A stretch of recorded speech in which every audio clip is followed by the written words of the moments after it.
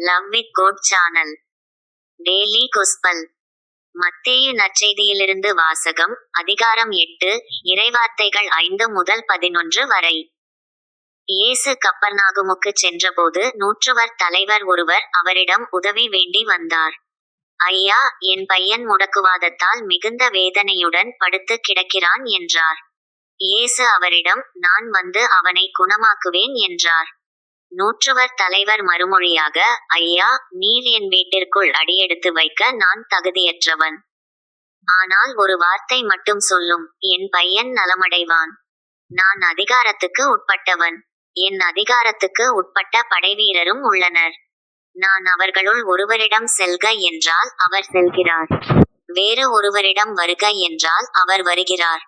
என் பணியாளரை பார்த்து இதைச் செய்க என்றால் அவர் செய்கிறார் என்றார்.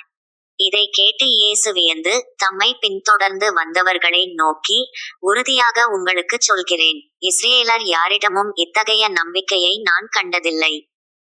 கிழக்கிலும் மேற்கிலுமிருந்து பலர் வந்து ஆபிரகாம், ஈசாக்கு, யாக்கோப்பு ஆகியோருடன் விண்ணரசின் பந்தியில் அமர்வர்.